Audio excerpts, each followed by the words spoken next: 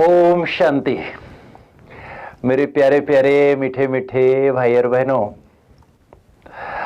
हमारी दिल्ली राजधानी जो भविष्य में हमारे विश्व की राजधानी बनने वाली दिल्ली में रहने वाले, और दिल्ली में भी खास जहां हमारी साधना बहन, हमारी प्यारी मीठी मीठी बहन सबको साधना कराने वाली किंग्सवे कैंप के सभी भाई बहनें जो भी सुन रहे हो, सबको दिल से बधाई हो, बधाई हो, बधाई हो, मुबारक हो।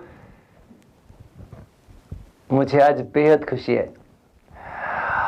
थोड़े समय पहले लास्ट ईयर आया था, अभी वो दृश्य पूरा मेरे सामने दिखाई दे रहा है। भले मधुबन में हैं हम, परंतु ऐसा लग रहा है कि आप सभी भाई बहनों के सामने हूँ मैं। सभी मिल रहे हैं क्लास में बैठ के, वही हल सामने नजर आ रहा है। चलो, बहुत अच्छा, सुंदर। आप सभी कैसे हैं? अच्छे पुरुषार्थ कर रहे होंगे, विश्वास है, क्योंकि जहाँ साधना बहन हमारी तपस्विनी बहन हैं, जो स्वयं जगदीश भाई जी के साथ अंग संग इतने समय रही हैं, तो आपको भरपूर करती होगी। बहुत अच्छा। परंतु भाई जी के साथ मेरा भी बहुत अच्छा संबंध रहा, बहुत कुछ प्रेरणा मिली, वरदान भी मिला लास्ट समय में। परंतु बहन जी ने कहा कि आपका जीवन का अनुभव सुनाओ, तो मैं कुछ वास्तव में कोई क्लास, हम सभी बाबा के ज्ञानी बच्चे हैं, मैं आपको क्लास क्या कराऊंगा, सभी ज्ञान में तो हम सभी प्रवीण हैं। मैं मेरा जीवन का अनुभव सुनाता हूँ। मुझे बाबा ने कैसे ये संसार रूपी मेले झमेले से निकाल कर अपना बनाया, वो थोड़ा अनुभव सुना दूंगा। जो मुझे तो बेहद खुशी है, कहा जाता है कि दुनिया में चारों तरफ गलत रास्ताएं हैं, जो खुश नसीब है सही रास्ता तो एक ही है। तो जो खुश नसीब है वो सही रास्ता को पहचान लेता है और उस रास्ते पर चल पड़ता है। तो मैं आज अपने को बहुत बहुत बहुत पद्मावदम भाग्यशाली, तो क्या मैं परम भाग्यशाली समझता हूँ, क्योंकि दुनिया की सारी जो असत मार्ग है वो सारे को त्याग करके मुझे सन्मार्ग मिल गया। और इस अलौकिक जीवन में, अलौकिक रास्ता में चलते चलते लगभग 35 साल अभी कैसे बीत गया। अभी ऐसा लगता है जैसे जिस उम्र में मैं बाबा के पास आया था, ऐसा ही अनुभव होता है मुझे अभी भी। देखो, सीनियर सिटीजन होने के बाद भी मुझे ऐसा लगता है अभी भी आई एम लाइक 25। जिस ज्ञान में मुझे जिस उम्र में आया था, जिस प्रकार की मेरा टेम्परामेंट था, जैसे प्रकार के भीगर था, जैसा स्टेमिना था, जैसा था, आज भी वही है। उसी लगन से, उसी मैं आज भी कर सकता हूँ सब कुछ, और भी ज़्यादा कर सकता हूँ। तो लगता ही नहीं कैसे समय बीत गया। इतने समय देखते देखते बच्चे थे, कहाँ बूढ़े हो गए पता ही नहीं चला। लेकिन वो भले शरीर कितना भी आयु का क्यों ना हो, आत्मा तो हमेशा बाबा का बच्चा ही है, सदा बचपना। इसलिए बाबा कहते हैं बचपन के दिन भुला न देना, आज हंसे कल रुला न देना। आज तो मुझे वही जो शुरुआत में बाबा के पास जब आया था, जैसे मेरी स्थिति थी, जैसा उमंग सा, जैसा नशा, आज भी ऐसा लगता है। तो देखिए मेरे भाई और बहनों, सभी का अनुभव तो अनोखे हैं। सब बाबा ने, सभी विशेष हैं। हम सभी बाबा के जितने बच्चे हैं, देखो हम सभी कोटों में कोई में भी कोई है। संसार में अनगिनत मनुष्य आत्माएं हैं, उसमें से बाबा की नज़र हमारे ऊपर पड़ी। बिना ऐसे कुछ हमारे अंदर खूबी की विशेषता देखे हुए बाबा ने सिलेक्ट कर लिया? बिल्कुल नहीं। आप कभी माताएं खास सब्जी मंडी में जाती हो सब्जी खरीदने के लिए, तो सब्जी ऐसे ही डाल देते हो क्या झोले में? आप ले आते हो क्या? एक बैंगन खरीदते हो तो कितने बार उल्टा पुल्टा के देखते हो उसको, कहीं छेद तो नहीं, कहीं कीड़े तो नहीं। आप कितने बार छांट छूट करते हो। तो भगवान ने इतने करोड़ों में से हम सभी को चुना, क्या ऐसे ही चुन लिया? हम सभी बाबा के बच्चे विशेष हैं। सबके अंदर बहुत कुछ विशेषता है, किसके अंदर क्या, किसके अंदर क्या, और हम सभी यूनिक है। आप दुनिया में, आप जैसा दुनिया में कोई है तो ढूंढ के लाओ। Nobody can play your role better than yourself, you are unique. आप जैसा हीरो एक्टर दुनिया में कोई नहीं है। हम सभी विशेष हैं। परंतु मेरे जीवन में मैं जो पाया बाबा के पास आने के बाद, मैं बाबा को कैसे पहचाना क्या है, मैं थोड़ा सा मेरा लौकिक बैकग्राउंड सुनाता हूँ, फिर बाबा को कैसे पाया, बाबा के पास कैसे आया, अभी क्या चल रहा है, इतने ये लंबे सफ़र में 35 साल का जो अनुभव है, ये सारा मैं थोड़ा सा आपको शेयर करूँगा। मैं इसलिए शेयर कर रहा हूँ, बहन जी कहती है कि बड़ों की आज्ञा कैसे ना करेंगे, तो खास हमारी साधना बहन जी कहती है कि नहीं, आपका अनुभव सुनाओ। तो ठीक है, हाँ जी। तो सुनिए, मेरा मैं सौभाग्य कहूँगा, पिछले जन्म का शायद पुण्य होगा, मैं बहुत भक्ति किया होगा कि एक भक्त घर में ही जन्म लिया। मेरे पिताजी बचपन से ही, मेरे माता पिता बहुत भक्ति करते थे, बहुत बहुत माना बहुत। मेरे पिताजी तो इतने भजन कीर्तन करते थे रात को, उस समय तो घड़ी फड़ी तो कुछ होती नहीं थी, अंधेरे में रात को मुझे लगता है 3-4 बजे डेली जगा देते होंगे, कितने भी सर्दी हो कुछ भी हो। पहले उठते ही खटिया में बैठ के वही कंबल फंबल लेके पहले हम भजन गाते थे, उठते ही प्रार्थना करते थे। फिर कुआं से पिताजी पानी निकालते थे और सवेरे नहाना कंपलसरी। नहा धो के 1 घंटा आधा घंटा पहले वो भजन कीर्तन करके पूजा करेंगे भगवान की। फिर घर में सभी देवी देवताओं के चित्र थे, सभी देवी देवता में पिताजी खास करके विष्णु जी को मानते थे, लेकिन सभी देवी देवताओं के चित्र रखे थे। और सवेरे पूजा करेंगे, चंदन घिसेंगे, और जो फोटो सारा है ना, एक छोटी सी कुठरी थी, उसमें सब देवी देवताओं के चित्र था, फोटो फ्रेम करके रखे थे शीशा का। और चंदन घिसने के बाद एक एक को कितना चंदन का टीका लगाएंगे, तो हाथ में लेके ना सबके ऊपर ऐसे, फोटो के ऊपर ऐसे छिड़क देते थे छिड़क देते। तो 2-3 महीने के बाद सारे फोटो के ऊपर पूरा चंदन। तो मेरी माँ कहती थी, ये क्या कर दिए, वो तो कोई देवी देवताओं का चित्र दिख ही नहीं रहा है, भगवान तो दिख नहीं रहे, किसको चंदन लगा रहे हो।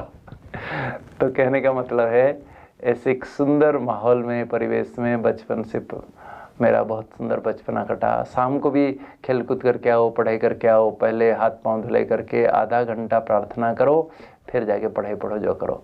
और खाना खाने के बाद भी सोने से पहले हमारे घर में गीता, महाभारत, सारे पुराण शास्त्र सब भरपूर ट्रक।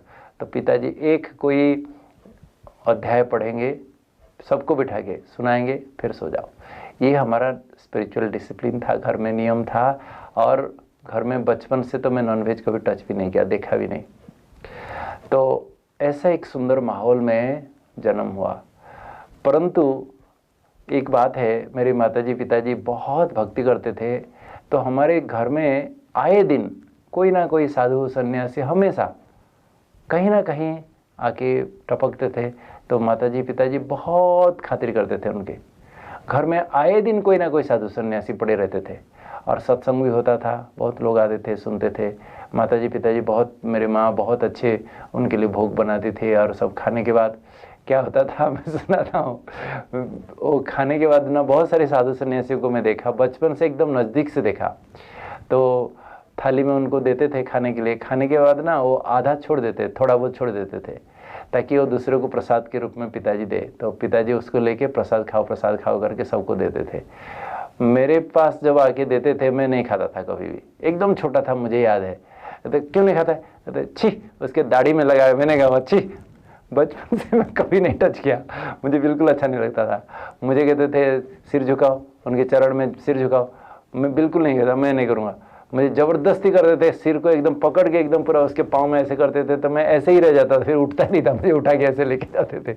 बचपन से ऐसा था, और मुझे अच्छा नहीं लगता था ये सब। और साधु सन्यासियों को एकदम नज़दीक क्लोज से देखा हूँ, क्लोज से एकदम। वो एकदम गंदे रहते थे, मुझे बिल्कुल उनके हाव भाव, गांजा पीते थे, भंग खाते थे, बिल्कुल अच्छा नहीं लगता था उनके हाव भाव, चाल चलन। मुझे कभी भी प्रेरणा नहीं मिली। मैं धीरे धीरे पढ़ाई पढ़ के फिर आगे जब मैं बड़ा हुआ, तो मन में आता था कि भगवान संसार में हमको भेजे हैं, हमको एक सुंदर बुद्धि दिए हैं, हाथ पांव दिए हैं, हम समाज के लिए कुछ करना चाहिए, ना कि डिपेंडेंट होके, पैरासाइट होके। ये क्या जीवन है। मुझे साधु सन्यासी कभी आदर्श नहीं लगे, उनका जीवन मुझे आदर्श नहीं लगा, अनुकरणीय नहीं लगा। इसलिए मुझे कभी भी ऐसे माहौल में जन्म होते हुए भी मैं खुद सन्यासी बनूं, मुझे कभी प्रेरणा नहीं मिली। मैं सोचता था नहीं, समाज के लिए कुछ सेवा करूं। मैं जब ISC कंप्लीट किया, उस समय तो मुझे इंजीनियरिंग भी मिल रही थी और भी बहुत सारे ऑप्शन था, लेकिन मैं बोला कि नहीं, मुझे तो डॉक्टर बनना है, लोगों की सेवा करनी है। मैं खुद I update this path of my life, खुद पर्सनली जीवन में खुद सिलेक्ट किया। नहीं तो मैं आर्मी का एग्जामिनेशन दिया था, उस समय भी शॉर्ट सर्विस कमीशन में, उस समय भी उसके जाने का अपॉर्चुनिटी था। मैं बोला नहीं, कहीं नहीं जाऊँगा, बिल्कुल नहीं, मुझे तो अभी डॉक्टर ही बनना है और सेवा करनी है। और मेडिकल कॉलेज में जब गया, उस समय भी कहीं साधु संत, कहीं भी प्रवचन होता था, कुछ होता था। मेडिकल कॉलेज में पढ़ते समय भी मैं जाके कहीं ना कहीं होता था तो मैं जाके सुनता था। सुनते समय अच्छा तो लगता था, लेकिन प्रैक्टिकल उसको जीवन में आचरण में उतार के चलने के लिए मुझे कोई नहीं, अच्छा नहीं लगता था, इतना अनुकरणीय नहीं लगता था। मुझे लगता था नहीं, कोई प्रैक्टिकल ज्ञान हो। और पढ़ाई तो बहुत अच्छा पढ़ के मैं बचपन से ही मेरा स्टडी में लगन होने के कारण मैं स्कॉलरशिप से ही मेडिकल पढ़ा और अच्छे नंबर लेके भी पास किया। मुझे जब भी मिल रहा था, जब पढ़ाई किया, और मुझे पोस्ट ग्रेजुएशन करने के लिए, MBBS पूरा होने के बाद पोस्ट ग्रेजुएशन के लिए भी मौका मिल रहा था। लेकिन मैं पिताजी को पूछा कि मैं क्या करूं, नौकरी करूं क्या और आगे पढ़ूं, MD करूं?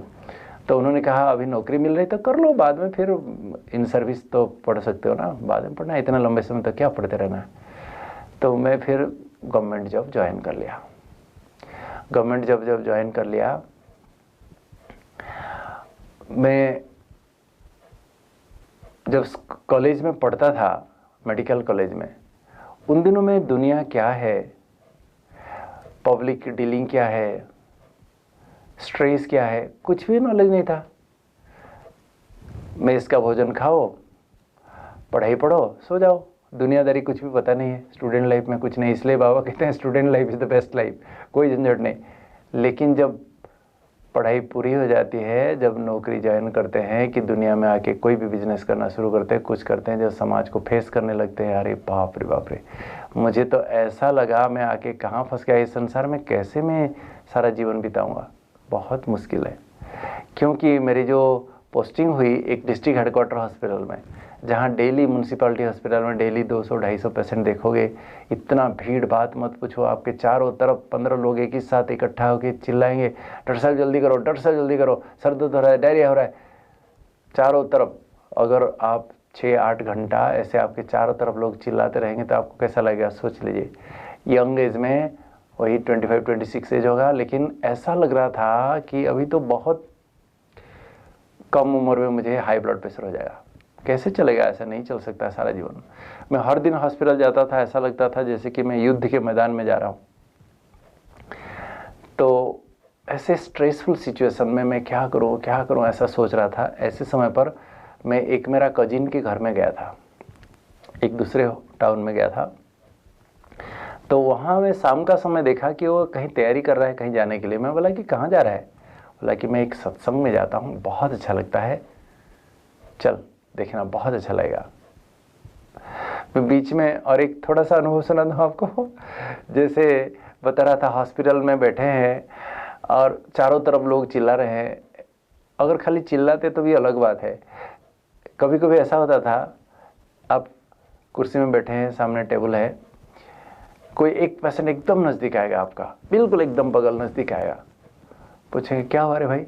वो कुछ मुख से बोल नहीं रहा है, एक हाथ मेरी छाती में यहाँ जोर से दबा के, एक छाती पीठ में, एक हाथ पीठ में, एक हाथ यहाँ छाती में, जोर से दबा के कह रहा है डॉक्टर साहब मेरा यहाँ दुखता है, मेरा यहाँ। अरे भाई तू तेरा छाती दबा ना, मेरा छाती क्यों दबा रहा है? मुझे तो लगता है कि बहुत थोड़े समय में ही मैं पागल हो जाऊँगा। ऐसे स्ट्रेसफुल सिचुएशन में जब मैं मेरे कजिन के घर में गया था, वो बोला कि मैं शाम को एक सत्संग में जाता हूँ, बहुत अच्छा लगता है, चल देखना। बोला चलो, मुझे तो बचपन से शौक था, मेरे बेंट अप माइंड उनको पता था, मेरी रुचि पता था, तो लेके गया। और उसी शहर में नया नया एक ब्रह्मा कुमारी शिशु विश्वविद्यालय का एक शाखा एक धर्मशाला में शुरू हुआ था। तो वहाँ बहन जी डायरेक्ट शाम के टाइम में मुरली शुरू कर दी थी ऑलरेडी। हम मुरली के बीच में पहुँचे तो पीछे बैठ गए, बहुत लोग बैठे हुए थे। तो जैसी मुरली पूरी हुई, मुझे बहन जी मेरा परिचय पूछता है, मेरे कजिन ब्रदर को पूछती है कि कौन है क्या है। तो मेरा कजिन मेरा जब परिचय दिया तो बहन जी ने कहा अच्छा आप दूसरे शहर से आए हैं। उस शहर में भी मैं संबलपुर से हूँ, बेसिकली उड़ीसा में संबलपुर। तो बहन जी ने कहा कि वहाँ भी एक सेंटर है, आपको पता है ब्रह्मा कुमारी इसका? मैं बोला नहीं पता नहीं। आपको भी नहीं गए? मैं बोला कि नहीं मुझे पता नहीं। तो उन्होंने कहा कि एक अर्जेंट लेटर है। मैं मुझे पूछे कि कब जा रहे हो, क्या कर रहे हो? मैं बोला कि कल जाने वाला हूँ सवेरे। तो मुझे पूछे कि वहाँ एक अर्जेंट लेटर देना है, अभी पोस्ट में भेजूँगा तो लेट हो जाएगा, तो इसलिए आप उधर पहुँचा सके हुए? मैं बोला कि हाँ क्यों नहीं। तो मैं फिर लेटर दे दी, तो मैं लेके गया दूसरे दिन और वो लेटर लेके सेंटर में पहुँचा। वास्तव में वो तो एक युक्ति है, बहनों की युक्ति होती है। ऐसे कहें जाओगे तो नहीं भी जा सकता हूँ, लेकिन वो लेटर के माध्यम से जरूर जाना पड़ेगा। तो मैं गया सेंटर में। जब गया, शाम का समय गया था, वहाँ छोटी छोटी कन्याएं बहनें थी। तो जब परिचय बताया कि मैं डॉक्टर हूँ, ऐसा ऐसा है, तो मुझे उन्होंने एक टोली फोली खिलाए और एक साप्ताहिक पाठ्यक्रम का किताब दे दिए, इंग्लिश का, 1 week course for attainment of complete purity, peace and prosperity in life. मैं फिर आया और मुझे वो किताब देखने लगा। आध्यात्मिकता की रुचि तो थी ही। मैं जब पढ़ना शुरू किया, मुझे इतना इंटरेस्ट आया कि जब तक वो किताब पूरा नाइट में पूरा कंप्लीट नहीं किया, मैं सोने नहीं गया। पूरा पढ़ लिया सारी रात। इतना अच्छा लगा कि जैसे कि बचपन से मेरे सारे जो मन में डाउट्स थे, कन्फ्यूजन्स थे, प्रश्न थे, जैसे कि 99% समाधान हो गया। मैं दूसरा दिन दौड़ा दौड़ा गया। मैं बोला कि और कुछ किताब है क्या? फिर एक किताब दिए, फिर आके एक दिन पूरा कर दिया। तीसरा दिन गया, बोला कि और कुछ किताब है क्या? चौथा दिन जाके कहता हूँ आपके संस्था की सारी किताब मुझे दे दो, लाइब्रेरी में जितना है मैं पे कर दूंगा। तो मेरी रुचि देख के बहनें कहते हैं आप ये किताब पढ़ के आपको इतना अच्छा लग रहा है? यहाँ तो स्वयं भगवान पढ़ाते हैं हमको, और स्वयं भगवान हमें टेंशन फ्री जीवन कैसे जीना है सिखाते हैं। पॉजिटिव थिंकिंग यहाँ सिखाया जाता है। मुझे तो टेंशन था ही। तो मैं बोला अच्छा कब आऊँ? कहती है कि सवेरे 4 बजे आना। और मैं रहता था लगभग 5 किलोमीटर दूर, टाउनशिप के एक एंड में था। मैं दूसरे पूरा हॉस्पिटल जो जहाँ था बीच टाउन में था, वहाँ से लगभग 4.5-5 किलोमीटर होगा। और मैं नया नया जब ज्वाइन किया था तो मेरे पास तो उन दिनों में 2 व्हीलर नहीं था, 4 व्हीलर तो छोड़ दो, 2 व्हीलर भी नहीं था, साइकिल भी नहीं था, कुछ नहीं था। हम किराए पे 4-5 डॉक्टर मिल के एक किराए पे मकान लेके वहाँ मेस करके रहते थे। तो मैं बोला कि इम्पॉसिबल, मैं इतने 4 बजे रात को कैसे आऊँ? कहते आप एक दिन तो ट्राई करो। मैं बोला ठीक है। मैं आ गया और सभी डॉक्टर सभी यंग हैं, हम सभी थे, तो रात को लेट खाते थे, लेट सोते थे, गपशप मार के, तो फिर उठते ही फटाफट आ दो कि भागो हॉस्पिटल, ऐसा ही जीवन था। तो मैं उस दिन बोला कि आप सभी मुझे कोई डिस्टर्ब नहीं करना, आज मेरी तबीयत ठीक नहीं, मैं सो जाता हूँ, प्लीज़ मुझे डिस्टर्ब नहीं करना, कोई आवाज़ नहीं करना। मैं 10 बजे सो गया। आप वंडर खाएंगे, एग्जैक्टली 3 बजे ब्रह्मा बाबा मेरा खटिया हिला रहे हैं, मुझे हिला रहे हैं, उठो उठो बच्चे उठो उठो। मैं देखा तो 3 बजा है। फटाफट जाके नहा लिया, एकदम मिलिट्री मैन जैसा एकदम पूरा भागा पूरा, और 4 बजे से पहले 5 मिनट पहले पहुंच गया। लेकिन वो थोड़ा टाउनशिप से दूर था, थोड़ा एक्सटीरियर एरिया में, तो वहाँ कोई इतने आबादी नहीं थी, कॉलोनी नहीं थी, वहाँ थोड़ा खाली जगह था। तो देखा ये सर्दी का मौसम था और देखा कि अरे ये तो पूरा कहीं यहाँ सुनसान है, कोई एक आदमी नहीं है, कोई कुछ भी नहीं है यहाँ, और अंधेरा है। ये तो बहने मुझे बुद्धू बनाए। और सेंटर का सामने भी लाइट फाइट जल नहीं रहा है, कुछ भी नहीं जला है। एक किराए का मकान था छोटा सा। तो मैं फिर क्या करूँ? मैं वहाँ टहलता रहा। एग्जैक्टली 4 बजे सेंटर का सामने का लाइट जला, तो देखा वहाँ एक कॉलिंग बेल है। मैं दबाया तो बहन जी आई, अच्छा आगे आइए। अंदर जाके मुझे छोटा सा एक मेडिटेशन रूम था, वहाँ ट्रांसलाइट था। उन दिनों में टेप रिकॉर्डर का ज़माना था, ये 1986 की बात है, 86 की। तो टेप रिकॉर्डर का ज़माना था। तो मुझे बोले कि इधर बैठ जाइए, ट्रांसलाइट, छोटा सा ट्रांसलाइट, वहाँ बैठ गया। और बहन जी डिवोशनल सॉन्ग 1 बजा दी और चली गई। मुझे क्या पता मेडिटेशन क्या करना है। मैं आंख बंद करके वो ट्रांसलेट के सामने आंख बंद करके वो गीत का आनंद ले रहा हूँ। आधा घंटा हो गया, फिर आके ए साइड को बी साइड पलट दी और चली गई। तो 1 घंटा पूरा हो गया। कहती है अभी क्लास का टाइम हो गया, आइए क्लासरूम में। बोला ठीक है। फिर क्लासरूम में आके बैठा। एकदम नीट एंड क्लीन, पूरा छोटा सा कमरा है लेकिन वाइट बेडशीट लगा हुआ है, बढ़िया सुंदर खुशबू एकदम अगरबत्ती वहाँ, इतना अच्छा लगा। और मैं देख रहा हूँ, मैं ही एक पढ़ा लिखा व्यक्ति बैठा हूँ चुपचाप, लेकिन यहाँ कोई एक भोली बूढ़ी माता, कोई सब्जी बेचने वाला, कोई दूध घर घर पहुँचाने वाला, कोई रिक्शा वाला, कोई एक छोटा बच्चा, ऐसे एकदम साधारण लोग 8-10 लोग आए। लेकिन मैं उनके डिसिप्लिन देख रहा था, एकदम किसी को कोई बोलने की ज़रूरत नहीं, पूरा लाइन पर बैठ रहे हैं, एकाग्र होकर शांत होकर बैठे हैं। मैं तो देखा कि अरे इतना डिसिप्लिन तो हमारे मेडिकल कॉलेज में नहीं था, इतनी स्वच्छता हमारे मेडिकल कॉलेज में नहीं था। तो मैं लगा कितना अच्छा है। लेकिन सबसे इम्पोर्टेंट है, जब बाबा की मुरली चली, एक एक तीर जैसा मुझे लग रहा था। मुझे ऐसा लग रहा था कि जैसे कि मेरे अंदर के पूरा अंदर बाहर ये बहनों को कैसे पता, सारी बातें मेरी बात ही सुना रही है। मुझे ऐसा लग रहा था जैसे कि मुझे कोई सुई फोड़ रहे हैं, लेकिन ऐसा भी लग रहा था कि मुझे आथत भी दे रहे हैं कि कोई बात नहीं, कलयुग में सभी मनुष्य ऐसे ही हैं, ठीक हो जाएगा, सब अच्छा हो जाएगा। दोनों कंसोलेशन भी मिल रहा है, लेकिन मेरे कान भी मरोड़ रहा है, कोई ऐसा अनुभव हो रहा था। मुरली पूरी हो गई तो बहन जी कहती अच्छा लगा, आएंगे कल? बोला कि जरूर आऊँगा, आप वंडर खाएंगे। ऐसा एक मैग्नेट की तरह मुझे पुल किया। मैं उस दिन से आज तक शायद कभी बंद नहीं हुआ होगा। मैं 5 किलोमीटर चल के जाता था, 5 किलोमीटर चल के आता था, सर्दी हो बारिश हो कुछ भी हो। किराए का मकान था, काफ़ी समय तक चला। बारिश भी, कितने बारिश होती थी, कोई नहीं आते थे, मैं जाके सेंटर में अकेले मुरली सुन के आता था। लेकिन मैं देखा कि इतना दूर क्यों आऊँ, मैं जिस एरिया में रहता हूँ वहाँ किराए का मकान तो है, परमानेंट तो है नहीं।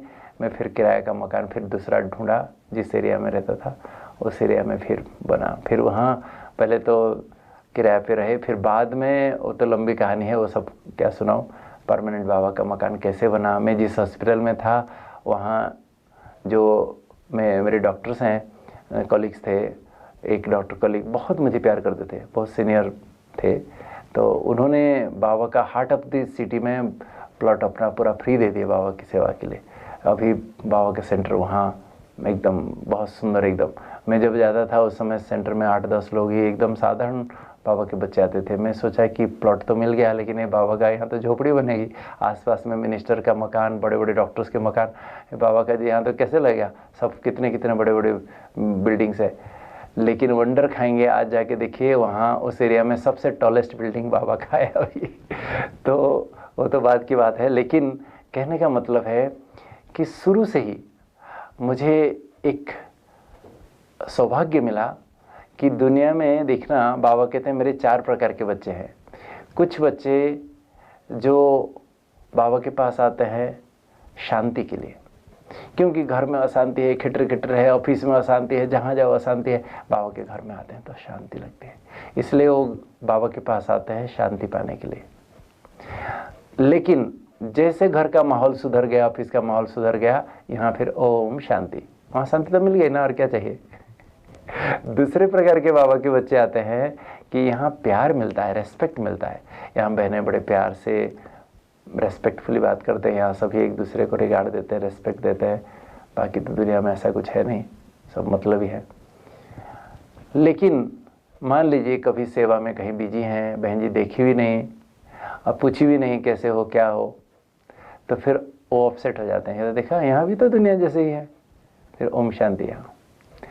तीसरे प्रकार के बाबा के बच्चे आते हैं जो टोली खाने के लिए आते हैं, वो टोली पसंद है उनको, गुरुवार के अच्छा भोग मिलता है, जब भी आते हैं बहन जी टोली खिलाती है, बहुत अच्छा लगता है।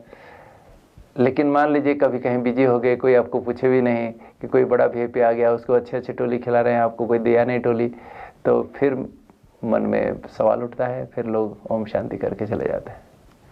लेकिन चौथे प्रकार के बच्चे जो हैं वो ज्ञान के आधार से बाबा को पहचान कर चलते हैं। तो जो ज्ञान से बाबा को पहचान लिए, वो कुछ भी हो जाए, चाहे टोली मिले ना मिले, कोई सेवा करके आए हो, पूछे ना पूछे, कुछ भी बाबा को पहचाना, बाकी सब सेकेंडरी हो जाता है उनके लिए। वो कभी भी बाबा का हाथ साथ कभी नहीं छोड़ेंगे अंत तक।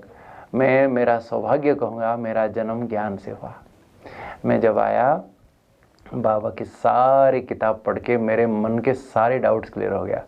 मेरे मन में जो भी डाउट्स था, मेरा बहुत सौभाग्य रहा कि थोड़े समय के बाद फिर मधुबन आने का सौभाग्य मिला, तो यहाँ आके जगदीश भाई जी को डायरेक्ट मिला और जगदीश भाई जी से सारे मेरे प्रश्नों का उत्तर सारा वो क्लियर किए थे। मेरे जितने भी मन में डाउट्स था मैं हमेशा लिख के रखता था, भाई साहब से मिलता था, मेरे सारे डाउट्स क्लियर करते थे वो। मेरा जन्म ही ज्ञान से हुआ, मेरा जन्म ही सेवा से हुआ। कहते हैं गोल्डन स्पून इन माउथ ना, कि जैसे तुलसी पत्ता पैदा होते ही, वो पत्ता निकलते ही पता चलता है कि कौन सा पौधा है। तो इसलिए जैसे कहते हैं मॉर्निंग सोज द डे, तो ऐसे ही जन्म पत्री जन्मते ही पता चलता है किसका जन्म कैसा है। जो बच्चा देखो बचपन से ही पैदा होते ही बीमार रहता है, सिक रहता है, दुबला पतला है, और बड़ा होने के बाद भी उसका ग्रोथ है एकदम अच्छा नहीं होता है, स्टंटेड हो जाता है, वो बुद्धि भी विकास नहीं होती है। तो ऐसे ही हमारे ईश्वरीय जन्म जिस समय बाबा के पास आते हैं, हमारा जन्म पत्री शुरू हो जाती है। अगर हम बाबा को एकदम लगन से पहचान करके आपको बाबा के चल पड़ते हैं और अपना जीवन सेवा में सफल कर देते हैं, और सौभाग्य हमारा आगे का भविष्य भाग्य सब ठीक हो जाता है। तो मैं तो कभी स्वप्न में भी नहीं सोचा था कि मैं कहाँ एक रिमोट प्लेस में कहाँ जाके किधर क्या पड़ा था, कैसे बाबा मुझे अपने गोदी में ला के संगम का इतना सुंदर समय में बाबा की गोदी में बिताऊंगा। मधुबन जहाँ आने के लिए आप सभी तरसते हो, एक दिन के लिए, कुछ दिन के लिए, यहाँ इतने साल ऐसा लगता है 30 साल कैसे बीत गया पता ही नहीं चला। जैसे 30 दिन भी नहीं हो, कहता हूँ 30 मिनट जैसा बीत गया पल पल। बाबा के साथ इतने बार बाबा से आए, बाबा से मिलन मनाए, बाबा के हाथ से टोली खाए, बाबा मुंह में टोली खिला दे, दादियों के हाथ से टोली खाए, दादियों की पालना, क्या चाहिए और जीवन में। जो सुंदर सौभाग्य में तो कभी सोचा भी नहीं था। तो मैं शुरू में नया ज्ञान में आया था, और उन दिनों की बात सुनाता हूँ। उस समय गोल्डन जुबली वर्ष था ना 86 में, तो उस समय कॉन्फ्रेंस था उधर। तो जगदीश भाई जी, चक्रधारी दीदी जी और सुधा बहन जी हमारे जो रसिया में हैं, मॉस्को में, और तीनों आए थे संबलपुर में। तो जो कॉन्फ्रेंस था, क्योंकि पढ़े लिखे कोई थे नहीं सेंटर में ज़्यादा, तो साधारण सिंपल भाई बहने थे। तो मैं एकदम नया ही ज्ञान में था, एकदम नया। और मुझे जैसे सारी रिस्पॉन्सिबिलिटी लेके मैं बोला कि मैं सब करता हूँ, ठीक करता हूँ, कि सेंटर इतना संपन्न भी नहीं था। सारे बैनर्स वगैरह भी मैं खुद लिखा, मैं पेंटिंग करता हूँ बहुत सुंदर। तो बहन जी को बोला कि मैं सारा बैनर लिख देता हूँ, सारा कपड़ा लेके पूरा फैब्रिक कलर ला के मैं सारा बैनर्स खुद लिखा। तो मैं ज्ञान एकदम नया था। तो मेरा सौभाग्य रहा कि सेवा से ही मेरा जन्म हुआ, ज्ञान से ही मेरा जन्म हुआ। इसलिए बाबा ने मुझे इतना सौभाग्य दिया। मैं कभी सोचा ही नहीं था मधुबन में आऊँगा। तो मेरा जीवन का जो सुंदर एकदम शुरुआत है, बिगिनिंग, इतना प्यार मिला, इतना पालना मिली, इतना प्यार मिला, बाबा का अनुभव होने लगा। सबसे बहुत इम्पोर्टेंट बात आपको सुनाता हूँ कैसे हुआ। मैं थोड़े दिन जब सवेरे सवेरे आने लगा, थोड़े दिन हो रहा था, 1 महीना करीब होगा शायद, और बहन जी एक दिन पूछती है कि आप शाम का समय क्या करते हो। मैं बोला एक्सक्यूज मी, मैं शाम को नहीं आऊँगा। तो बहन जी कहती है कि आपको आने के लिए नहीं कह रहा हूँ, लेकिन आप शाम का समय क्या करते हो। उस समय तो यंग था, डिस्ट्रिक्ट हेडक्वार्टर हॉस्पिटल में, मैं मेडिकल कॉलेज में भी काफ़ी पॉपुलर था।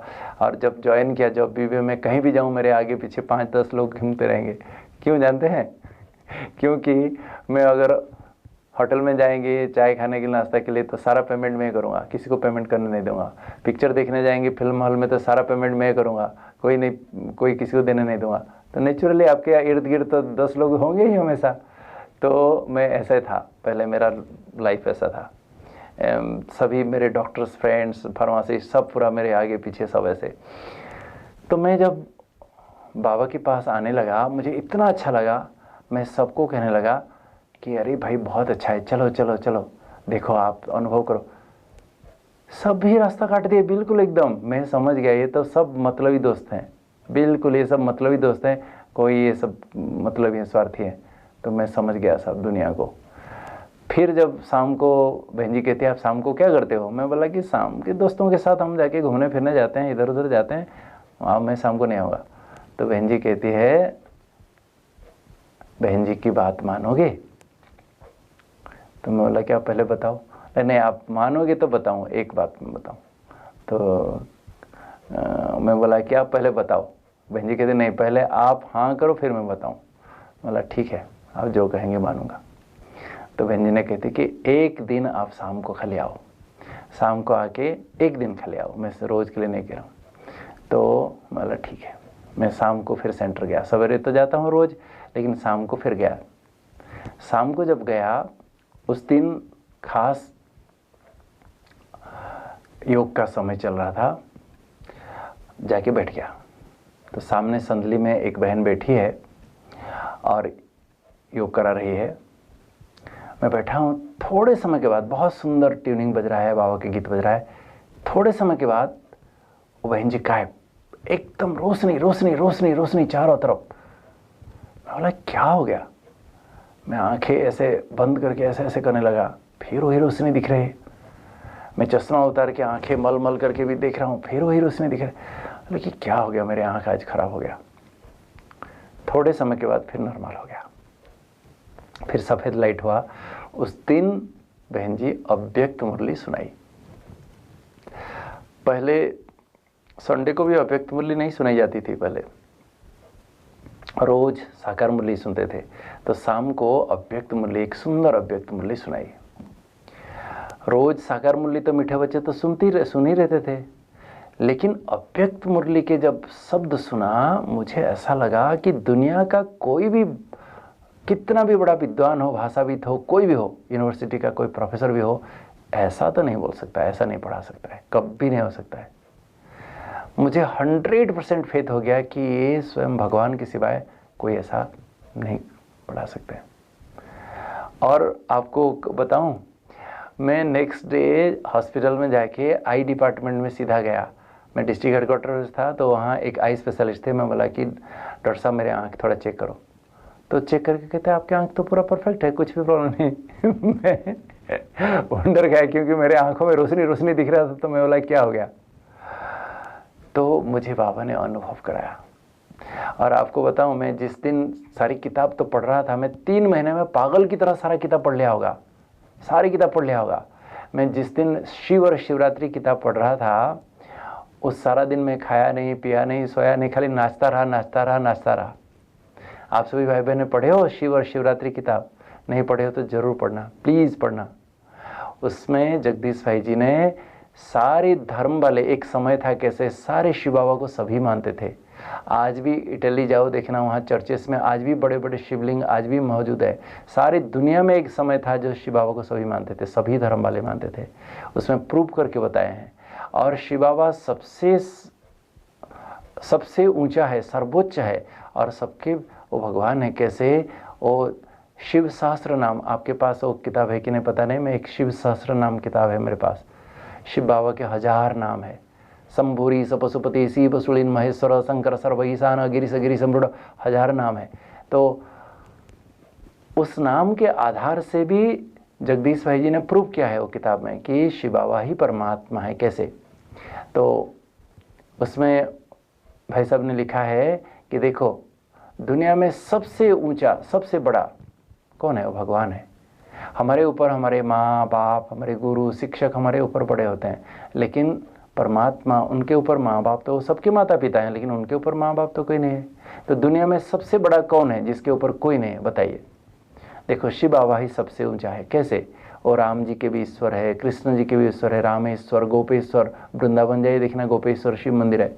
इसी प्रकार वो ब्रह्मा का ईश्वर ब्रह्मेश्वर, विष्णु जी के ईश्वर विश्वम्भरेश्वर, शंकर जी के ईश्वर शंकरेश्वर, ब्रह्मा विष्णु शंकर तीनों का ईश्वर त्रयंबकेश्वर, नारियों का ईश्वर नारीश्वर, बच्चों के ईश्वर बालेश्वर, बूढ़ों के ईश्वर बूढ़ेश्वर, देवता असुर दोनों के ईश्वर देवासुरेश्वर, योगियों के ईश्वर योगीश्वर, विश्वेश्वर, त्रिभुवनेश्वर, सभी का ईश्वर सर्वेश्वर, परमेश्वर। अगर किसी का नाम सर्वेश्वर है तो और कोई भगवान हो सकता है? तो मैं एकदम जंप मार के पूरा नाच के कहता था, यूरेका, मुझे भगवान मिल गए। मैं खाली खुशी से एकदम नाचता था। तो मेरा कहने का भाव था कि शाम का बहन जी जब मुझे अनुभव कराए, मैं फिर सवेरे तो जाता ही था, फिर शाम को भी मेरा शुरू हो गया, शाम का भी शुरू हो गया, दोनों टाइम। तो उन दिनों में जगदीश भाई जी आए हुए थे, जो कॉन्फ्रेंस में बता रहा था। तो उन्होंने मुझे परिचय पूछा कि बहन जी ने परिचय दिया। फिर बहन जी भाई साहब ने पूछा कि आपका योग लगता है? मैं तो यंग था, पूरा पिक्चर देख रहा था सब। तो मैं बोला भाई साहब मेरा मन तो पूरा एक बंदर जैसा है, इधर छलांग लगाता है उधर छलांग लगाता है, मन तो एकाग्र होता नहीं। तो उन्होंने कहा अच्छा मन में क्या आता है? बोला पिक्चर के गीत गाने वगैरह वो सब चलते रहते हैं दिमाग में। तो मुझे उन्होंने कहा कि आपके पास टेप रिकॉर्डर है? मैं बोला नहीं है वैसा। कहते हैं कि आप एक टेप रिकॉर्डर खरीदो और बाबा के सारे गीत दिन रात सुनते रहो, देखना दिमाग से सब इरेज हो जाएगा।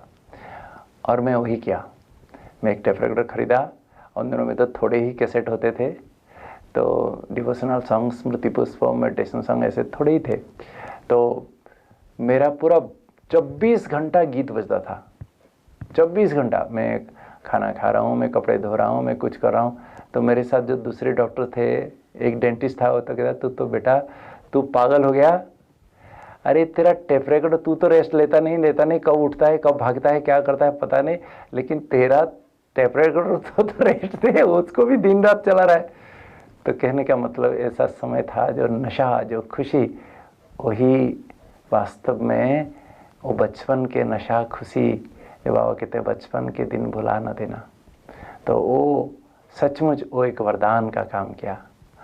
और मैं 3 साल तक इतना सुंदर बाबा के घर में जब भी मौका मिलता था भाग के आता था इधर, इतना सुंदर अनुभव। फर्स्ट टाइम जब मैं इधर आया था बाबा के पास, मैं 1 साल तक तो बहने तो आने नहीं दी पूरा बिल्कुल। मैं जिस समय ज्ञान में आया था उस समय बाबा का सीजन शुरू होने वाला था। तो मैं बोला कि मैं भी जाऊंगा बाबा को 86 में, मैं भी जाऊंगा। बहनें मुझे आने ही नहीं दिए, कहते नहीं जा सकते हो। जबकि मुझे पता चल गया था, मैं खाना खुद बना के खा रहा था, सब कर रहा था। कुमार जी बने, मुझे तो खाना ABCD नहीं आता था, कुछ भी नहीं बनाना आता था। लेकिन जब मुझे समझ में आ गया, मैं बोला कि अभी खाना तो बनाना पड़ेगा। आप वंडरला गया, हॉस्पिटल में जॉब कर रहा हूँ, और उस समय खाना खुद बनाना, ये करना, मतलब ठीक है करना ही तो पड़ेगा, नहीं तो कैसे अन्न शुद्धि नहीं होगी तो होगी नहीं। मैं एक दिन हॉस्पिटल से आया और 1 बजे ड्यूटी पूरी करके और गया मार्केट में, एक हॉकिंस प्रेशर कुकर ले आया, चावल खरीद के ले आया, सब्जी ले आया, दाल ले आया, लेकिन कैसे बनाना कुछ पता ही नहीं है, कितना चावल कितना पानी कुछ भी पता नहीं। तो मैनुअल, हॉकिंस का जो मैनुअल आता ना उसको पढ़ने लगा पढ़ के अब वंडर खाएंगे। उस दिन 5 बज गया मेरे को खाना बना के पहली बार खाने का, और उस दिन और आज तक मैं एक बार भी कहीं नहीं खाया, कहीं नहीं, बिल्कुल नहीं। इवन मेरे मदर का हाथ का भी नहीं खाया। मैं वो भी सुनाऊंगा कैसे क्या हुआ। तो ऐसे धारणा में चलते हुए भी आने नहीं दे मिलने के लिए, लेकिन नहीं, 1 साल पूरा जब तक आपके पूरा सारा चार्ट ठीक नहीं होगा नहीं आने दे। तो फर्स्ट टाइम जब इधर आया 87 में 1 साल पूरी करके, उन दिनों में बाबा पर्सनली मिलते थे। और उन दिनों में मुझे घर का बड़ा बेटा, मैं, हम 5 भाई बहनें हैं, लेकिन मैं सबसे बड़ा होने के कारण मेरे शादी के लिए मेरे पीछे पड़ गए थे। मेरे पिताजी, माताजी, मेरे सारे रिश्तेदार मेरे पीछे पड़ गए थे, अभिमन्यु की तरह पूरा जैसे घेराव कर दिए थे।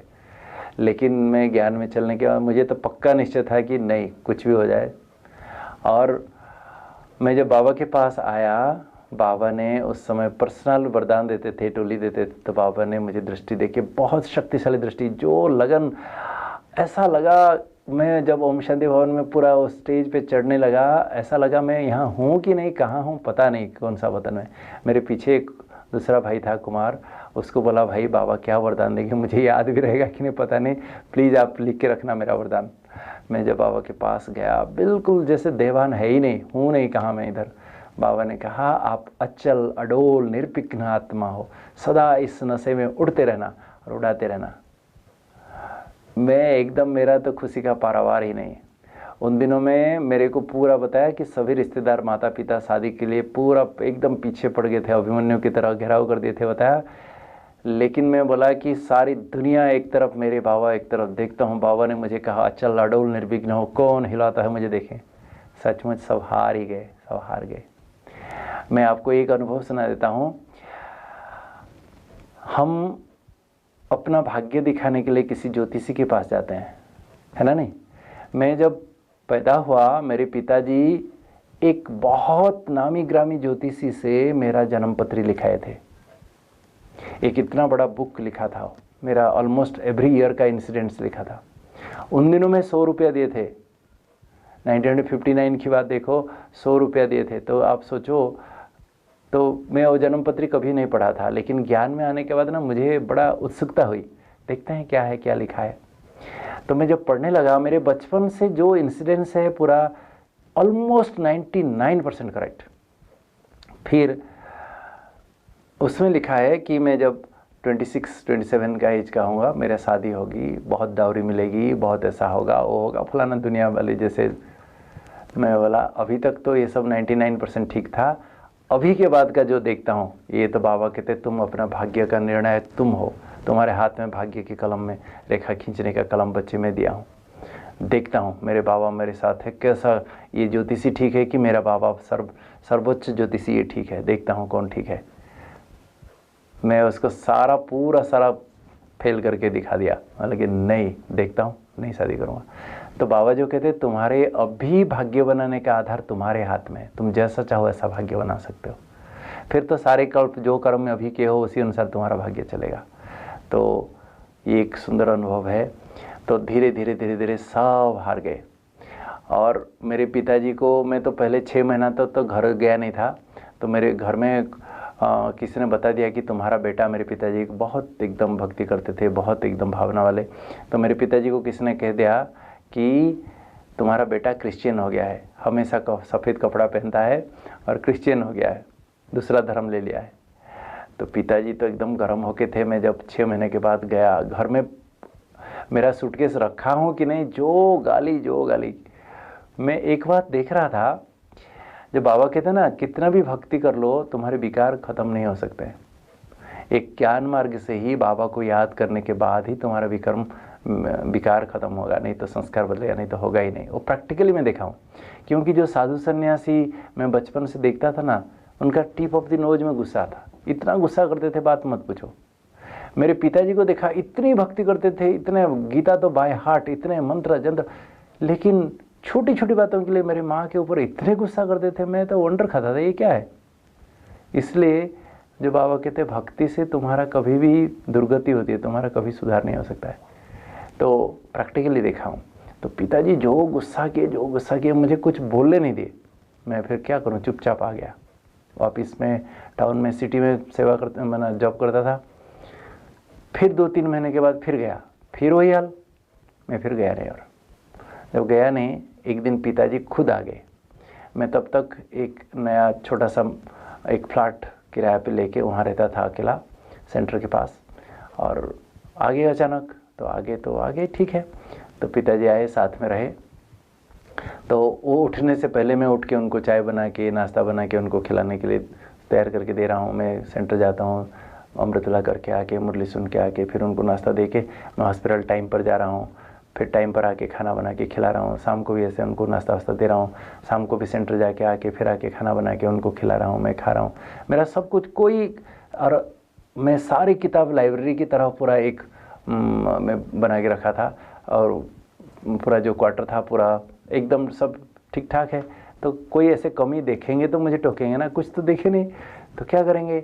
देखा कि वो जो लाइब्रेरी बना के रखा था सारा किताब, मैं देखा पिताजी एक एक उठा के पढ़ रहे। तो देखा 2 दिन तक मैं कुछ नहीं बोला। तीसरा दिन बोला कि ये किताब अच्छा लग रहा है पापा। तो कहते बहुत अच्छा। मैं बोला देखो आप इतने भक्ति, इतने पुराण शास्त्र वेद गीता पढ़े हो, रामायण महाभारत, मैं आपको कुछ सवाल पूछूं?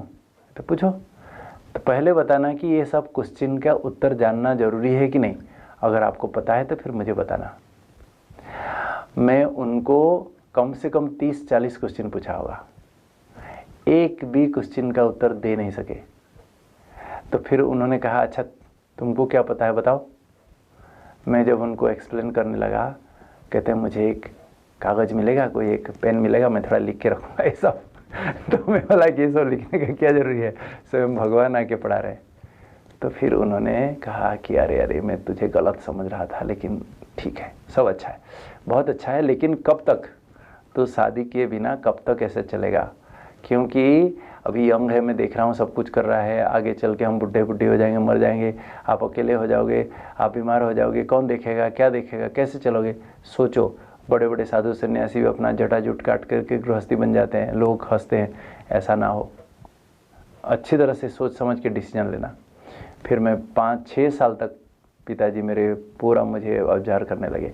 जब मैं फिर पूरा एकदम ये रहा, फिर पक्का रहा, तो फिर दूसरे भाई बहनों की सबकी शादी बाद में कराए। तो ये तो जीवन की सब शुरुआत की बात है। लेकिन जब आध्यात्मिक ज्ञान में आगे चलते हैं, देखिए क्या होता है। मैं 3 साल तक संबलपुर में रहा, फिर मेरा ट्रांसफ़र हो गया एक छोटा सा शहर में। 3-4 साल रहा, फिर ट्रांसफ़र हो गया। तो एक छोटा सा शहर जहाँ कोई सेंटर नहीं, कुछ नहीं, वहाँ बहुत पॉलिटिकली बहुत ख़राब। सभी आए दिन वीडियो को, सबको, तहसीलदार को, इवन पुलिस ऑफिसर को पीटते थे। तो वहाँ से सब भाग गए, ऐसा हालत। वहाँ 3 डॉक्टर्स थे, छोड़ के भागे। मेरा ट्रांसफ़र उधर हुआ। तो सभी ने कहा वो पॉलिटिकली बहुत ख़राब जगह है, मत जाओ वहाँ, बेकार जगह एकदम। मैं बोला कि मैं किसी एमएलए एमपी के पास चमचागिरी नहीं कर सकता हूँ, भगवान मेरे साथ ही है, जो होगा होगा, देखा जाएगा। मैं जब वहाँ ट्रांसफ़र हुआ तो सभी ने कहा कि इसका नशा तो वहाँ उतर जाएगा, वहाँ तो कोई सेंटर नहीं है, ऐसा जगह है, अभी देखेंगे। मैं बोला देख लेना मेरा नशा उतरता है कि क्या होता है। आप वहाँ जाने के बाद आप वंडर लगेगा। मैं वहाँ जब सेवा शुरू किया, इतने लोग आने लगे, इतने लोग आने लगे, क्वार्टर में जगह नहीं, कहाँ बारंडा में, रास्ते में 200-300 कहाँ बैठाऊँ, किधर है जगह नहीं, कहाँ। तो सभी को मोटिवेट करके, कलेक्टर को, बीडीओ को बोल करके एक बहुत सुंदर प्लॉट में 6 महीने के अंदर बाबा का मकान बन गया पूरा। मैं खुद तगारी उठा के जब शुरू किया तो सब मिलके हम बना दिए बाबा का घर, जहाँ 200-250 लोग बैठ सकते हैं। बाबा का मेडिटेशन रूम, किचन गार्डन, 2 पक्का कुआं करा दिए, किचन गार्डन हो गया सब। तो रात को लोग तारा देख के आते थे, तारे देख के आकाश में, डॉक्टर साहब अमृतवेला हो गया, उठो उठो। तो हम लोग पूरा 1:30 बजे 2 बजे उठ के अमृतवेला करते थे। सवेरे अमृतवेला के बाद क्लास करता था। फिर सारा दिन पेशेंट, 3 डॉक्टर्स का काम अकेला करता था।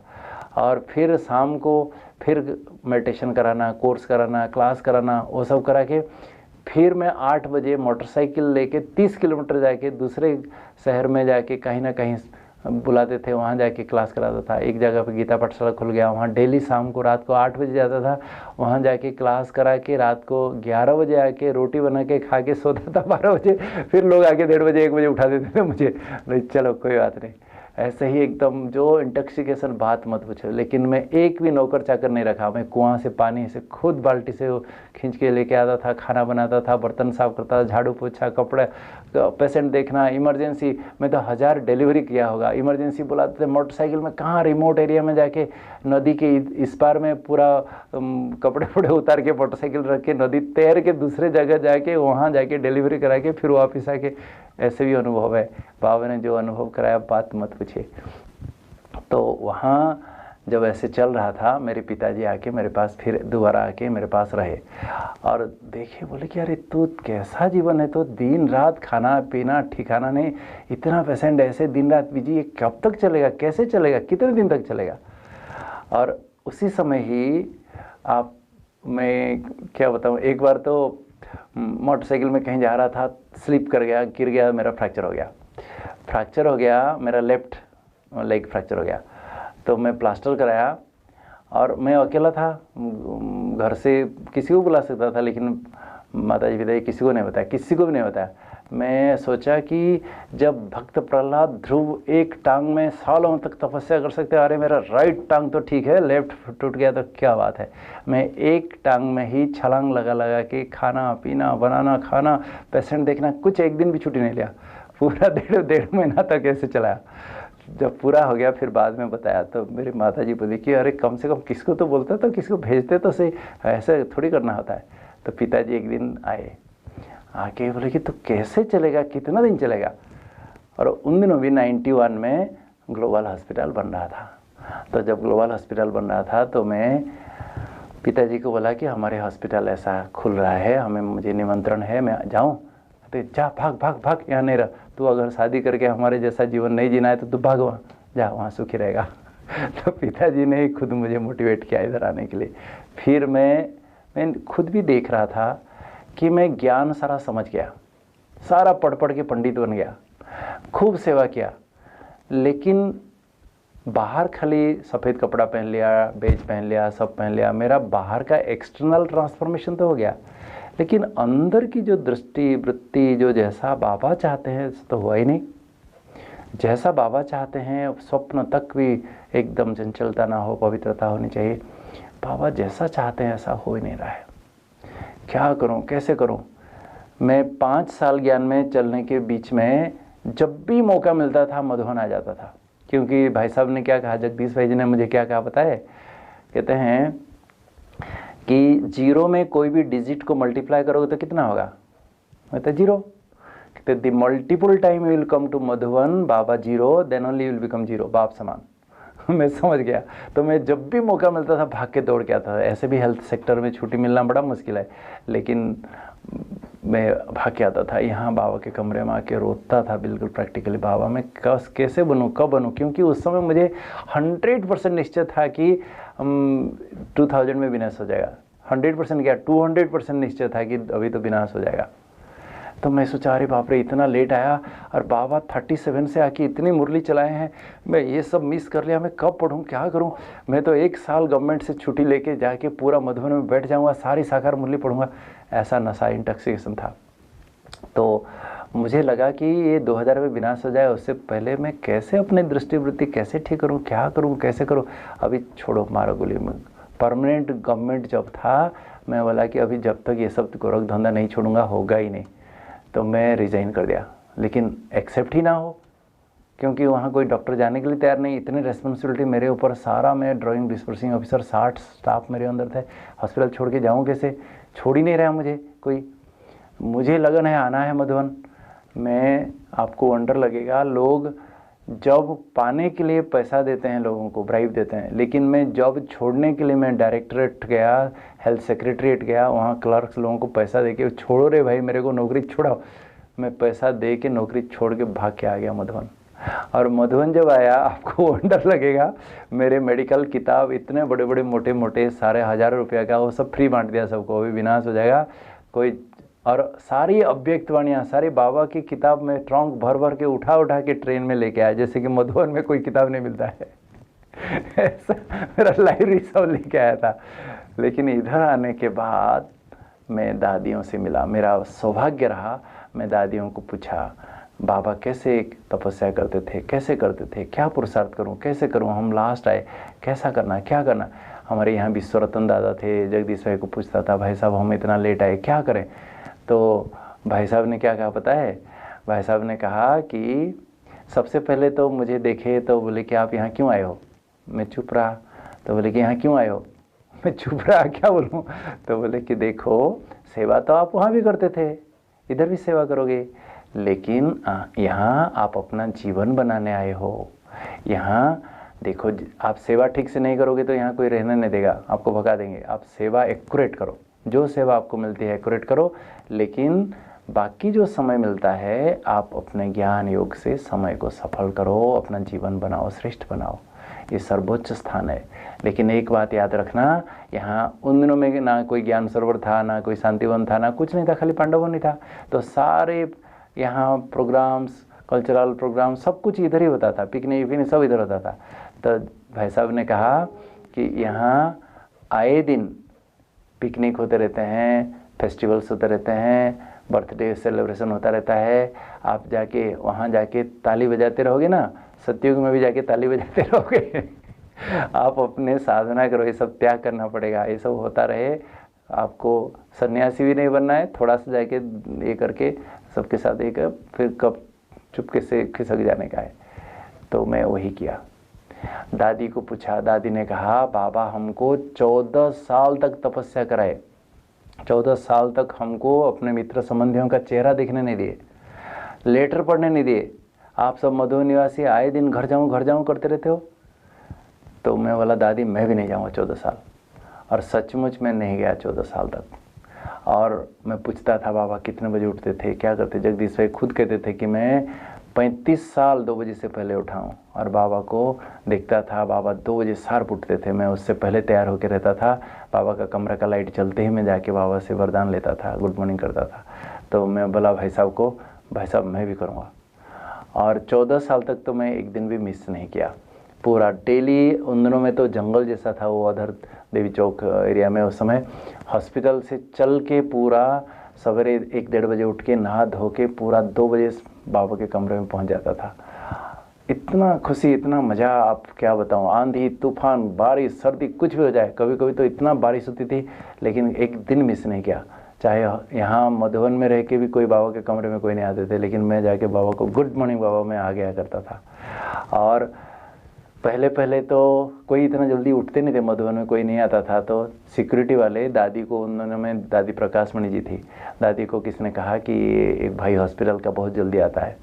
तो दादी ने एक दिन और हमारे झोपड़ी के आसपास वहाँ आंगन में उधर दादी घूम रही थी, तो मुझे देखी कि होती, इधर आओ इधर आओ। मैं जब दादी के पास गया, दादी कहते आप बहुत जल्दी आते हो। मैं क्या बोलूँ, मैं बाबा को बोला बाबा मैं धर्म संकट में पड़ गया, अभी क्या करूँ। तो कहती इतना जल्दी नहीं आना, बीमार हो जाओगे। तो ईसु दादी साथ में थी। ईसु दादी तुरंत कहती है दादी वो डॉक्टर है, क्यों बीमार हो जाएगा, अभी यंग है, उनको तपस्या करने का लगन है, आने दो ना। तो दादी चुप हो गई। तो मैं बोला बच गया बाबा। तो फिर मैं आता रहा, कंटिन्यू किया। तो सिक्योरिटी वाले, आपको वंडर लगेगा, हर 5 मिनट में आके मुझे ऐसे झांक के देखे, ये झुटका खा रहा है कि बेटा है, झुटका खा रहा है कि बेटा। तो रिपोर्ट देते थे। 1 साल पूरा हो गया तो बाबा आए हुए थे और शशि बहन जी अनाउंस करती है कि डॉक्टर श्रीमंत कहाँ बैठे हैं, स्टेज पे आओ। मैं बोला ओहो सौभाग्य, कितने समय के बाद बाबा के पास जाके मिलूँगा। तो मैं बीच में बैठा था, नीचे उठ के गया स्टेज पे। जब जैसे जाके बाबा के सामने नील डाउन होके बैठ गया, बाबा एकदम प्यार से दृष्टि दे के, पूरा शक्तिशाली दृष्टि, जैसे पहला दिन का अनुभव था मेरा, ऐसा पूरा उड़ गया कहाँ। बाबा कहते हैं बहुत अच्छा पुरुषार्थ कर रहे हो, ऐसे ही करते रहना, ऐसे ही उड़ते रहना।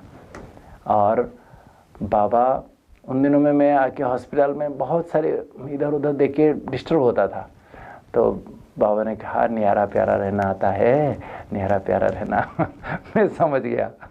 तो उन दिनों में दादी प्रकाश मणि जी ही टोली खिलाती थी, बाबा नहीं खिलाते थे। लेकिन बाबा वरदान देने के बाद ऐसे थाली से बाबा टोली लाए। तो मैं सोचा हो सौभाग्य, बाबा कितने दिनों के बाद बाबा के हाथ का टोली खाऊंगा। फिर ऐसा हाथ ऐसा किया तो बाबा ने कहा नहीं मुँह खोलो, मुँह खोलो। बाबा ऐसे मुँह में खिला दिए। वो दृश्य मैं कभी नहीं भूल सकता हूँ। रोज़ अमृत वेले इमर्ज करता हूँ। कितना प्यार, कैसे मिले, ऐसा प्यार कौन देगा। तो फिर तो देखो दादी क्या महिमा करे। देखो ये डॉक्टर है, 2 बजे उठता है, 2 बजे आता है, तपस्या करता है। क्योंकि क्लास में भी मैं पूरा बिल्कुल 14 साल में एक दिन मिस नहीं किया। पूरा मेरा एकदम सीट फिक्स था। बाबा के कमरे में मेरा सीट फिक्स, मेडिटेशन हॉल में मेरा सीट फिक्स, और यहाँ ओम शांति भवन में एकदम, जो बहुत पुराने भाई बहने देखे होंगे, मैं एकदम सामने सामने नीचे बैठता था। तो आपको एक हंसी की बात सुनाऊं, बीच में एक बार दादी जान के आई थी, थोड़ा तकलीफ था, उनको IV बोतल ड्रिप चढ़ाना था। क्योंकि मैं एनेस्थेसियोलॉजिस्ट हूँ, ऑपरेशन थिएटर में मैं उन दिनों में जो सेवा करता था, एनेस्थेसिया बेहोश करना बहुत बहुत रिस्की काम है। मैं तो टाटा कैंसर इंस्टीट्यूट बॉम्बे से पास किया हूँ। वहाँ तो मेरे प्रोफेसर्स लोगों को पसीने में भीगते हुए देखा हूँ सेंट्रल एयर कंडीशन थिएटर में, इतना टेंशन होता है। तो मैं जब इधर आया बॉम्बे से, मेरा प्रोफेसर मुझे पूछते हैं तो उधर अकेला काम करेगा, कोई सीनियर नहीं, जूनियर नहीं, कितने डिफ़िकल्ट केसेस आएंगे, कुछ होगा तो क्या करोगे, संभाल पाओगे। तो मैं बोला कि डॉक्टर साहब आपने तो मुझे देखा है पूरा ट्रेनिंग पीरियड में, आप अगर कहोगे आप कर सकते हो जाओ तो मैं जाऊंगा, नहीं तो और रहूँगा, ट्रेनिंग लूँगा। तो उन्होंने कहा जाओ, आई ब्लेस यू। तो मैं इधर आया तो देखो दादी प्रकाश मणि को भी बेहोश किया हूँ, दादी जानकी को भी बेहोश किया हूँ, कितने लोगों को बेहोश किया हूँ। अगर कुछ हो जाता तो क्या आप बताओ, मैं मुँह दिखा सकता किसी के पास। लेकिन मैं रोज़ अमृत वेले बाबा को कहता था बाबा ये आपका हॉस्पिटल है, मैं तो एक सेवाधारी हूँ, इंस्ट्रूमेंट हूँ, निमित्त हूँ, आपको कराना है। अगर कुछ उल्टा सुल्टा हुआ ना आपका ही नाक कटेगा, मेरा कुछ नहीं जाएगा, मेरे को कौन जानता है। तो मैं बाबा का कैसे पूरा अनुभव करता था। बाबा जैसे मेरे पीछे खड़े होके, जैसे अपना प्रोफेसर, अपना हेड ऑफ द डिपार्टमेंट पीछे, जैसे माँ बाप बच्चों के पीछे जैसे सहारा होके, बैकबोन होके रहते हैं, हमेशा अनुभव किया। 15 साल तक 4 ऑपरेशन थिएटर और सर्जिकल ICU संभालना, इतने रिस्पॉन्सिबिलिटी, कितने कैंप, क्या दिन रात, पता ही नहीं चला कैसे पार हो गया। और तो फिर इतनी सेवा करते हुए भी एक दिन कभी मिस नहीं किया। और सवेरे सवेरे तो जानकी दादी एक बार आई थी, बीमार हो गई थी, तो दादी का IV ड्रिप नहीं लग रहा था, क्योंकि हम एनेस्थेसिया में डेली ये सब तो करते ही हैं। तो मुझे बुलाया गया। तो मैं जब बोला कि दादी को बोला दादी आपको एक ऐसे IV कैनुला लगाना पड़ेगा। तो कहते नहीं लगेगा, इतना बार फोड़ दिए हैं, नहीं लगेगा। मैं बोला दादी लगेगा। तो नहीं लगेगा। मैं बोला दादी एक चांस तो मुझे तो देखना लग जाएगा। तो मैं बोल रही हूँ ना नहीं लगेगा। बोला लगेगा दादी, मैं लगा दूँगा। तो फिर मैं बहुत प्यार से दादी के हाथ में कैनुला लगा दिया। जैसे लगा तेरा निश्चय ही तुझे विजय बनाया, ऐसे बोलती है। और दादी हमेशा देखना ज्ञान के पॉइंट सुनाती है, टोली खिलाती है। तो दादी मुझे 3-4 बातें ज्ञान की सुनाई। तो मैं दादी को बोला दादी मेरा 4 सीट फिक्स है। तो दादी ने पूछा 4 सीट क्या होता है? तो मैं बोला दादी मैं सवेरे आता हूँ ना, बाबा के कमरे में मेरा सीट फिक्स है, वहाँ कोई नहीं बैठता है। मैं बाबा के ट्रांसलेट के पास मैं बैठता हूँ, वो सीट फिक्स है। मेडिटेशन हॉल में भी एकदम सामने का बाबा का ट्रांसलेट के सामने मेरा सीट फिक्स है। ओम शांति भवन में भी एकदम दादी के सामने सामने वहाँ मेरा सीट फिक्स है, वहाँ भी कोई नहीं बैठता है। और सतयुग में आपके साथ मेरा सीट फिक्स है, एकदम उठा। तो कहने का मतलब है जो इंटॉक्सिकेशन है, तो 14 साल में जब मधुबन छोड़ के कहने गया, आज तक भी लोग घर गया नहीं, और गया नहीं, इतने साल हो गया। तो मैं बोला कि आप मैं मर गई दुनिया, जिसको मतलब है आए बाबा के पास और लेके जाए, मैं क्यों जाऊं दुनिया में गोरख धंधे में। लेकिन मेरा कर्तव्य पूरा निभाया, ऐसे नहीं कि छोड़ दिया सबको। मेरे सभी भाई बहनों के जितने समय तक जॉब किया, सबको सब घर में पूरा सहयोग दिया। पिताजी ही मुझे भेजे इधर। मैं फिर जब आया, मेरी माताजी आई, देखी सारा। पहले तो रोती थी बहुत, तो देखने के बाद एकदम खुश, अभी भी इतना खुश। पिताजी तो शरीर छोड़ दिए हैं, बहुत साल हो गया, लेकिन माताजी अभी भी है। जब भी फ़ोन करती है इतना खुश कि मेरा बेटा जैसा कोई नहीं, बहुत खुश। अभी फिर वो ज्ञान में चली, अभी तो बहुत बुढ़ी हो गई, एकदम ओल्ड हो गए, 90 के आसपास एज होगा। तो अभी तो खाली कभी कभी फ़ोन करती है, बहुत खुश है। और अभी भी जो संस्कार बनाया इतने सालों का, फिर मैं 14 साल 15 साल ओटी संभालने के बाद देख रहा था डायबिटीज़ ऐसा बढ़ता जा रहा है। तो मैं फिर मन में आया कि डायबिटीज़ सेवा करूं। फिर मैं बाबा को जाके डायरेक्ट पूछा कि बाबा ये डायबिटीज़ ऐसी बढ़ती जा रही है, मैं सेवा करना चाहता हूं। तो बाबा ने कहा करो बच्चे, बहुत अच्छा बहुत अच्छा। फिर से 25 साल MBBS पूरा करने के बाद कोई पढ़ता है, लेकिन मैं फिर से डिप्लोमा किया, मास्टर किया, कितना क्या क्या पढ़ाई किया। और फिर 12 साल से डायबिटीज़ डिपार्टमेंट हॉस्पिटल में था ही नहीं, मैं शुरू किया जीरो से। मैं तो पहले ओटी से बाहर आके खड़े खड़े प्रिस्क्रिप्शन लिखता था, बैठने के लिए चेयर भी नहीं था। लेकिन आज हमारे हॉस्पिटल का बिगेस्ट डिपार्टमेंट। ये तो स्थूल सेवा का अचीवमेंट है। तो बाबा कहते हैं तुम्हारी त्याग तपस्या से तुमको साधन मिलेंगे, सुविधा मिलेंगे, वो तो अलग बात है। लेकिन मेरे जो इंटरनल प्राप्ति है मैं वो सुनाना चाहता हूँ मेरे भाई और बहनों। वहाँ मैं सारे बाबा की किताब पढ़ लिया, ब्रह्मचर्य व्रत का पालन और काम विकार पर विजय प्राप्ति, वो किताब 10 बार पढ़ लिया होगा। लेकिन जो बाबा चाहते हैं, जो स्थिति जैसा है, कहाँ बन रही है। पढ़ पढ़ के पंडित होना सार हुआ, पोथी पढ़ पढ़ के पंडित हो गए, जो कहावत है भक्ति में, ऐसा ही होगा। मैं समझ गया कि बिना तपस्या कुछ होगा नहीं। दादियों ने सभी ने कहा, बाबा हमको 12 बजे उठा देते थे, 5 बजे तक एकदम तपस्या कितने सालों तक कराए। कमाल है कि कोई झुटका खाए, मम्मा हमारी चोटी ऊपर बांध देती थी, कहती थी दादी। तो मम्मा बाबा के साथ तपस्या करके हमारी दादियाँ अपनी स्थिति बनाए, अवस्था बनाए। तो मैं समझ गया था।